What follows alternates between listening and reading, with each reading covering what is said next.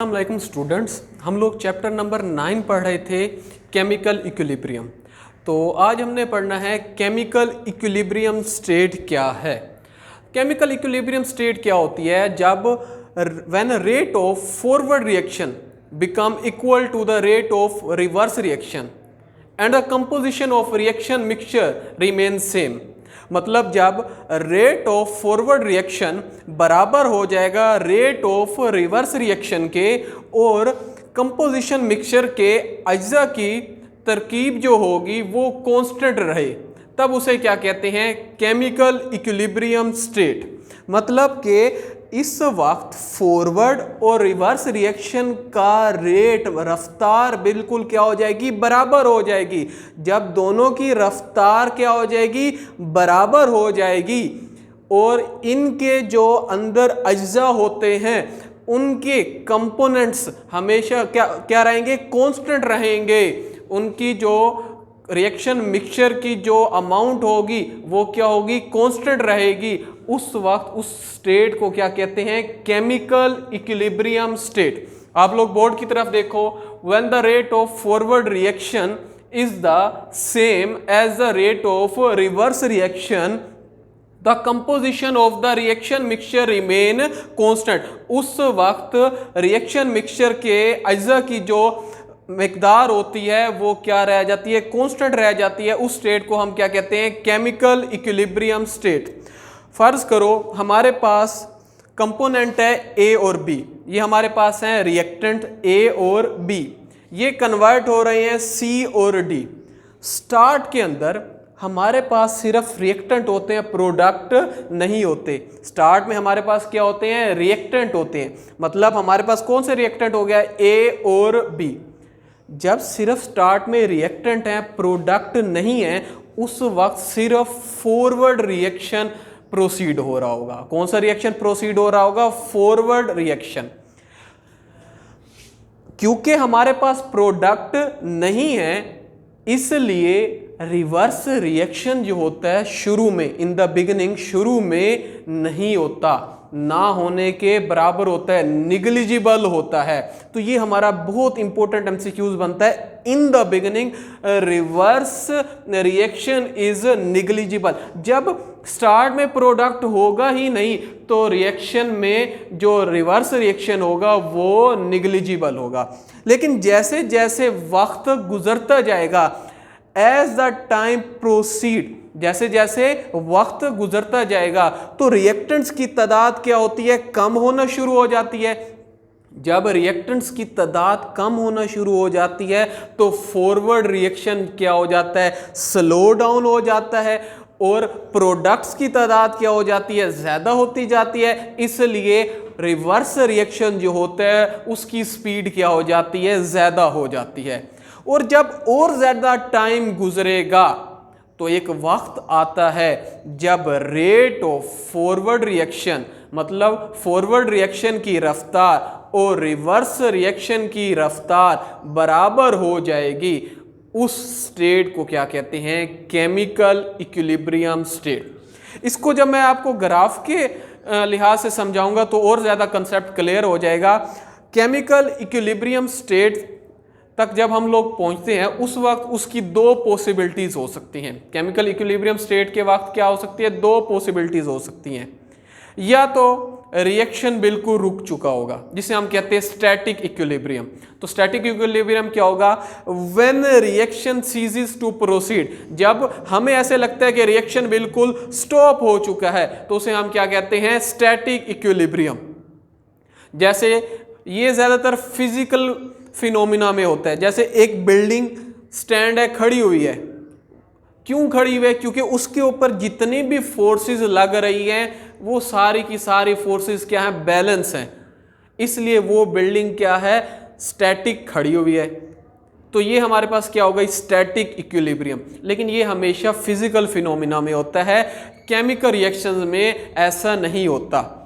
दूसरा हमारे पास क्या पॉसिबिलिटीज हो सकती है? जिसे हम क्या कहते हैं? Dynamic equilibrium. डायनेमिक का वर्ड भी क्या है? डायनेमिक का मतलब क्या होता है? Reaction is continue.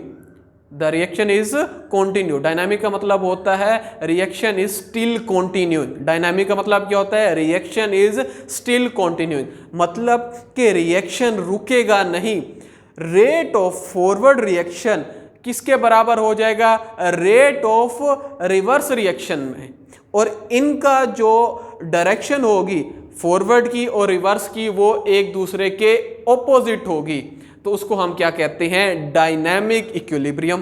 क्या कहते हैं? Dynamic equilibrium. जैसे अगर आप लोग इस रिएक्शन के अंदर देखो, फॉरवर्ड रिएक्शन हो रहा है और रिवर्स रिएक्शन हो रहा है, और एक वक्त आएगा कि जब फॉरवर्ड रिएक्शन का भी रेट बराबर हो जाएगा रिवर्स रिएक्शन के, लेकिन इनकी डायरेक्शन क्या होगी? ऑपोजिट। अगर आप देखो तो इनकी डायरेक्शन क्या है? ऑपोजिट है। तो इसको हम क्या कहेंगे? Dynamic equilibrium state. इसको हम क्या कहते हैं? Dynamic equilibrium state. अगर आप लोग ग्राफ की तरफ देखो इधर, तो आपको कंसेप्ट और ज्यादा क्लियर हो जाएगा। ग्राफ हमने बनाया हुआ है टाइम और रिएक्शन रेट के ऊपर। टाइम को हमने एक्स एक्सिस पर लिया है और रिएक्शन रेट को हमने क्या लिया है? वाई एक्सिस पर लिया है। अगर आप लोग देखो तो मैंने आपको क्या कहा था कि रिएक्शन के स्टार्ट में, रिएक्शन के start, in the beginning of the reaction, in the beginning of reaction हमारे पास क्या होगा? सिर्फ रिएक्टेंट्स प्रेजेंट होंगे। सिर्फ क्या प्रेजेंट होंगे? रिएक्टेंट। जबकि हमारे पास प्रोडक्ट जो होगी उसकी अमाउंट जीरो होगी। इसलिए जब रिएक्टेंट हमारे पास प्रेजेंट होंगे तो कौन सा सिर्फ रिएक्शन हो रहा होगा? फॉरवर्ड। कौन सा रिएक्शन हो रहा होगा? फॉरवर्ड। जबकि रिवर्स रिएक्शन जो होगा वो बिल्कुल क्या हो जाएगा? निग्लिजिबल, क्योंकि प्रोडक्ट तो हमारे पास प्रेजेंट ही नहीं है। लेकिन जैसे जैसे टाइम गुजरता जाएगा, जैसे जैसे टाइम गुजरता जाएगा, तो अब आप लोग देख रहे हो रिएक्टेंट्स की तादाद कम होना शुरू हो गई है। जब रिएक्टेंट्स की तादाद कम होगी तो फॉरवर्ड रेट ऑफ रिएक्शन भी क्या हो जाएगा? डिक्रीज हो जाएगा। इसलिए फॉरवर्ड रेट ऑफ रिएक्शन क्या हो रहा है? डिक्रीज हो रहा है। जबकि अगर आप लोग रिवर्स रिएक्शन की तरफ देखो तो स्टार्ट के अंदर रिवर्स रिएक्शन क्या था? बिल्कुल निग्लिजिबल था। लेकिन जैसे जैसे टाइम गुजरता जा रहा है तो रिवर्स रेट ऑफ रिएक्शन क्या होता जा रहा है? इंक्रीज हो रहा है। और एक वक्त आएगा जब रेट ऑफ फॉरवर्ड रिएक्शन बराबर हो जाएगा रेट ऑफ रिवर्स रिएक्शन के। उस पॉइंट को हम क्या कहते हैं? Equilibrium state. उस पॉइंट को हम क्या कहते हैं? Equilibrium state. तो ये हमारा पॉइंट क्या हो गया? इक्विलिब्रियम स्टेट हो गया। मिसाल के तौर पर जब हाइड्रोजन गैस और आयोडीन गैस रिएक्ट करते हैं तो ये बना देते हैं हाइड्रोजन आयोडाइड। अब देख रहे हो ना, सिर्फ फॉरवर्ड रिएक्शन हो रहा है, इसलिए हमारे पास रिएक्टेंट्स मिलकर क्या बना रहे हैं? प्रोडक्ट। अब जैसे ही प्रोडक्ट बनना शुरू हो गया, हाइड्रोजन आयोडाइड बनना शुरू हो गया, तो हाइड्रोजन आयोडाइड जो प्रोडक्ट होगा वो भी टूट कर क्या बनाना शुरू कर देगा? रिएक्टेंट्स बनाना शुरू कर देगा। तो ये हमारा पहला क्या हो गया? Forward reaction. और दूसरा हमारा क्या हो गया? Reverse reaction. अब क्या होगा? एक वक्त आएगा कि जब फॉरवर्ड रेट ऑफ रिएक्शन और रिवर्स रेट ऑफ रिएक्शन क्या हो जाएगा? बराबर हो जाएगा। तो उसे हम क्या कहते हैं? Equilibrium state. और अब जितने हाइड्रोजन गैस और आयोडीन गैस हाइड्रोजन आयोडाइड में जा रहे हैं, उतने ही हाइड्रोजन आयोडाइड दोबारा टूट कर क्या बना रहा होगा? हाइड्रोजन गैस और आयोडीन गैस। इसको कहते हैं केमिकल इक्विलिब्रियम स्टेट। अब आपको कुछ पता होना चाहिए कि फॉरवर्ड रिएक्शन की भी कुछ खसूसियात होती हैं और रिवर्स रिएक्शन की भी कुछ खसूसियात होती हैं। तो फॉरवर्ड रिएक्शन की सबसे पहले खसूसियात हम लोग बात करते हैं। फॉरवर्ड रिएक्शन क्या होता है? अभी मैंने बताया था, it is a reaction in which reactants react to form product. क्या? फॉरवर्ड रिएक्शन में रिएक्टेंट्स जो होते हैं वो रिएक्ट करते हैं और प्रोडक्ट बना देते हैं। जबकि रिवर्स रिएक्शन क्या होता है? It is a reaction in which product react to form reactant. Reverse reaction क्या होता है? जिसमें प्रोडक्ट जो हो वो रिएक्ट होकर क्या बना दे, रिएक्टेंट बना दे, उसे हम क्या कहते हैं, रिवर्स रिएक्शन। दूसरा पॉइंट, फॉरवर्ड रिएक्शन जो होता है वो हमेशा लेफ्ट टू राइट जाता है। फॉरवर्ड रिएक्शन हमेशा क्या जाता है, लेफ्ट टू राइट, जबकि रिवर्स रिएक्शन जो होता है वो हमेशा राइट टू लेफ्ट जाता है। मतलब ये हमेशा जो होगा वो बाएं से दाएं जानिब की तरफ जाएगा और जो रिवर्स रिएक्शन होगा वो हमेशा दाएं से बाएं जानिब की तरफ जाएगा। इसका तीसरा पॉइंट मैं पहले बता चुका हूं कि तीसरे पॉइंट में आप लोगों ने याद रखना है, in the beginning forward rate of forward reaction are very fast. शुरू में फॉरवर्ड रिएक्शन जो होता है वो बहुत ज्यादा फास्ट होता है, जबकि reverse reaction, rate of reverse reaction जो होता है वो निग्लिजिबल होता है। फिर इसके बाद हमारा चौथा पॉइंट बनता है, जैसे टाइम प्रोसीड होता है rate of forward reaction slow हो जाता है और रेट ऑफ रिएक्शन जो होता है वो, रेट ऑफ रिवर्स रिएक्शन जो होता है वो स्पीड अप हो जाता है। जैसे जैसे टाइम गुजरता जाता है तो फॉरवर्ड रिएक्शन स्लो डाउन हो जाता है और जो रिवर्स रिएक्शन जो होता है वो स्पीड अप हो जाता है। इसके बाद हमारा एक और लॉन्ग क्वेश्चन भी बनता है, वो कौन सा है, macroscopic characteristic of dynamic equilibrium, कि डायनामिक इक्विलिब्रियम की खसूसियात क्या हैं। तो डायनामिक इक्विलिब्रियम की खसूसियात में जो हमारा पहला पॉइंट बनता है वो क्या होता है कि हमारे पास जो सिस्टम होना चाहिए वो क्लोज होना चाहिए। याद रखना बच्चों, केमिकल इक्विलिब्रियम स्टेट तब अचीव हो सकती है जब हमारे पास सिस्टम क्या हो, क्लोज हो। अगर आप लोग इधर डायग्राम की तरफ देखो, हमारे पास एक सिस्टम क्या है, क्लोज है, दूसरा सिस्टम है ओपन। क्लोज सिस्टम में जो होगा वो रिएक्शन मिक्सचर जो होगा वो क्या करेगा, एटमॉस्फेयर में नहीं जा सकता। वो क्लोज सिस्टम में कभी भी जो रिएक्टेंट्स या प्रोडक्ट्स होंगे वो सिस्टम को लीव नहीं कर सकेंगे, जबकि जो ओपन सिस्टम होगा उसमें जो रिएक्टेंट्स या प्रोडक्ट होंगे वो क्या कर सकते हैं, वो लीव कर जा सकते हैं, मतलब एटमॉस्फेयर में भी जा सकते हैं। इसलिए क्लोज सिस्टम में कभी भी इसलिए क्लोज सिस्टम में हमेशा डायनामिक इक्विलिब्रियम अचीव हो जाता है और ओपन सिस्टम में कभी भी डायनामिक इक्विलिब्रियम अचीव नहीं हो सकेगा। दूसरा हमारा पॉइंट बनता है कंसंट्रेशन रिमेन से। मैंने पहले बताया था हमेशा इक्विलिब्रियम स्टेट के ऊपर जो रिएक्शन के अंदर जो रिएक्शन मिक्सचर होता है उसकी हमेशा जो कंपोनेंट्स होते हैं, रिएक्टेंट्स या प्रोडक्ट की जो तादाद उस वक्त होती है वो हमेशा क्या रहती है, कांस्टेंट रहती है। हमेशा उनके अज्जा की जो मिकदार होता है वो हमेशा क्या रहता है, कांस्टेंट रहती है।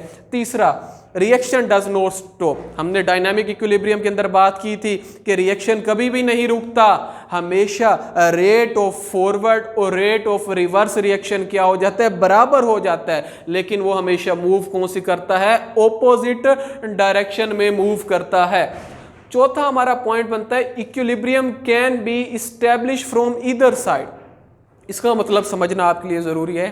देखो, इक्विलिब्रियम इस्टेब्लिश दोनों जगहों से हो सकते हैं। अगर हम रिएक्टेंट्स की तरफ से शुरू करें तो रिएक्टेंट्स रिएक्ट करेंगे और प्रोडक्ट बना देंगे। तो रिएक्टेंट्स जब रिएक्ट करेंगे प्रोडक्ट बना देंगे और प्रोडक्ट जो हो गए वो दोबारा टूट कर क्या बनाना शुरू कर देंगे, रिएक्टेंट्स बनाना शुरू कर देंगे।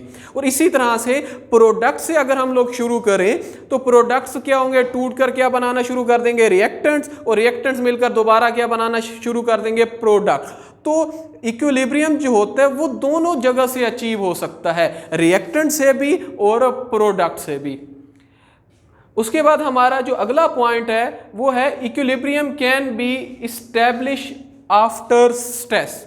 Equilibrium can be establish after stress मतलब क्या, मतलब अगर किसी भी रिएक्शन के अंदर एक इक्विलिब्रियम अचीव हो चुका है, हम उसके अंदर उसकी कंसंट्रेशन को अगर चेंज कर लें तो तब भी इक्विलिब्रियम डिस्टर्ब हो जाएगा। अगर प्रेशर को चेंज कर लें तब भी इक्विलिब्रियम क्या हो जाएगा, डिस्टर्ब हो जाएगा।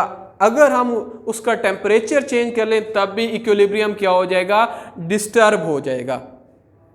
तो मैं आपको एक चीज़ बता देता हूँ, फर्ज करो कि अगर हमने बीच में कंसंट्रेशन रिएक्टेंट की इजाफा कर दिया है जब इक्विलिब्रियम अचीव हो रहा था, अब जब मैं रिएक्टेंट्स बीच में इजाफा करूंगा तो अब रिएक्टेंट ज़्यादा हो गए, तो रिएक्शन ने अगर इक्विलिब्रियम को दोबारा अचीव करना है तो वो फेवर करेगा फॉरवर्ड रिएक्शन को, ताकि प्रोडक्ट भी ज़्यादा से ज़्यादा हो, ताकि फॉरवर्ड और रिवर्स रिएक्शन क्या हो जाए, बराबर हो जाए।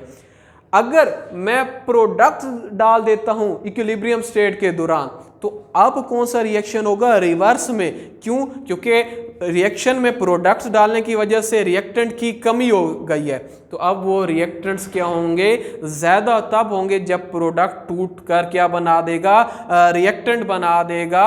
इसलिए क्या हो जाएगा, रिएक्शन मिक्सचर जो होता है उसमें इक्विलिब्रियम जो होता है वो दोबारा भी अटेन किया जा सकता है। एक मेरा पॉइंट रह गया था, physical property will not change. Equilibrium state के दौरान कलर, डेंसिटी ये चेंज नहीं होता, इसे हम कहते हैं physical properties does not change at equilibrium. तो उम्मीद है कि आज आपको लेक्चर समझ आ गया होगा।